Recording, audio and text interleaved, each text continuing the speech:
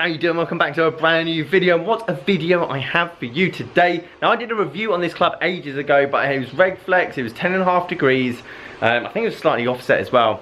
But I've been loaned a club from Steve, who I work with here at Burford Golf Club, which is his old Ping G10 7.5, wait for it, X-Stiff, which is perfect for my record drive series, as this is somewhat going to be close to the Cobra and the Ping G400 LST that I've already hit in terms of shaft, length, loft, and obviously it's harder to get that kind of combination with the older drivers purely because they don't have interchangeable shafts. But that is not our problem today, because I have it here in front of me. At the moment in the lead with the 360 plus driver is that LST, and it came up massively off the high toe with seriously low spin, and I got a 360 out of it, which is ridiculous. However, it still posted a comfortable 350 or 350s I should say. So let's see if technology has helped. Let's see what kind of ball speed this produces. Let's see what kind of distance this produces.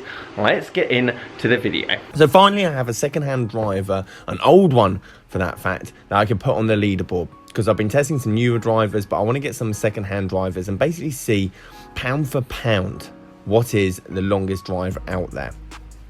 And Ping G10 back in the day was definitely a market leader. Now I hit this one really well.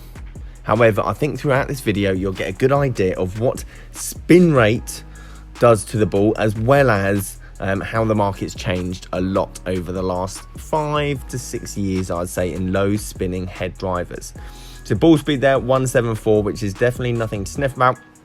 And these next few swings, they're all in a row. I just want to give you a true representation of how I'm hitting this ball basically. But the ball speed definitely doesn't get anywhere near the market leaders, whereas my Cobra is probably winning at the moment with 183. I did play a round of golf before this video, so you could probably say I'm a bit tired. However, I don't think I'm at 8 miles an hour slower in terms of ball speed because of that. Now you'll see a few errant shots all over the place at the moment. When I hit a bad one with this one, it was bad, but at the same time I felt to get the ball going down the middle of the fairway, I really had to come on the inside and hit like a draw and hit it out the toe. And that is where I think the idea in many golfers' heads to hit a draw nowadays comes from, because you don't have to hit a draw to hit a long ball anymore. We've worked out the science. However, with the older drivers, I can see why a majority of professionals were looking to hit that draw shot, because it gained them so much distance.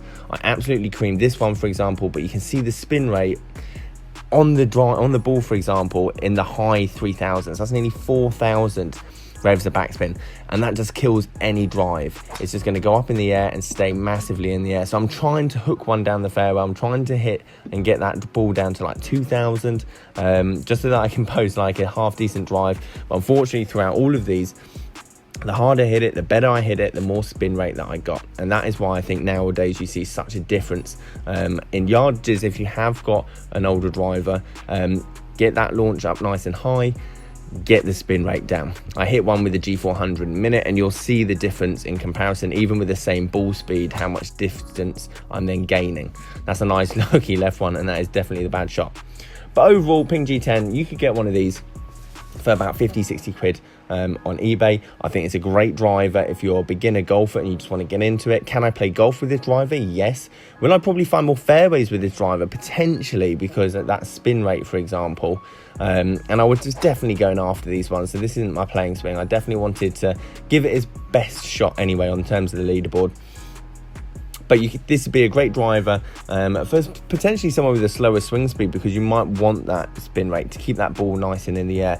Problem with today's market is a lot of drivers are just purely built and manufactured for the tour pros, and if you've got a slower swing speed and you can't get that ball airborne and your spin rate's around the 1000 mark, 1400 mark, it's just not enough. And unfortunately your ball's going to just come down like a lead balloon. That one I absolutely creamed, but the spin rate, again, you'll see in a second, just absolutely kills it. Yeah, 3,200. And unfortunately, that is where it comes down to obviously hitting longer drives. Now, I got the G400 LST. This is leading at the moment. This is one I got 360. And I wanted to hit it mainly because I'm tired. And I wanted to get a fair comparison of how I'm swinging it with something a bit more modern, let's say. And the good thing about this drive as well is the ball speed is exactly the same as the record on the G10, I should say, even though I did post a 182 when I tested this fully. But this one here, 175, I think the ball speed was. You can see how much difference that ball flight is. A lot more penetrating, and not only does it just get a bit of a similar carry, but you saw the total distance. 175 ball speed, 2,500, which is probably where you want it. So guys, there you have it. That is the scores at the moment. That's Ping G400, by the way, not G410. So Ping G400 is still winning with the longest distance. Cobra F9 at the moment, highest ball speed 183. G10, very low. But the spin rate killed it more than anything else. The drives would have been a lot longer with that ball speed if it hadn't ballooned as much. But yeah, let's talk about Ping G10. Obviously, there has been improvements over the years in club equipment, especially the spin rate. The way they're able to design heads now to produce that lower spin rate and higher launch gives you that kind of distances, or those ridiculous distances. I'm not saying G10's a bad driver. I think pound for pound it'll actually be really good, to be perfectly honest. But there's a reason why they used to shape it a lot and try and hit up and close that club face to de-loft it, to produce that less spin. A lot more work. I could hit a fade with both the other drivers and produce a longer drive than I can with that old one. And I say, I mean, that's why, like, especially some of the pros like Mickelson was using like 5-degree drivers, because they needed even less loft to produce that lower spin rate. And that's probably why the majority of people had really low lofted drivers, let's say 10 years ago. So your normal club, most people will be using 9-degree, whereas now everything's around 10.5 and then even higher than that, just to get that launch and keep that spin. Anyway, club fitting 101. Guys, thank you ever so much for watching. Let me know in the comment below what you want to see next, and I'll catch you guys later.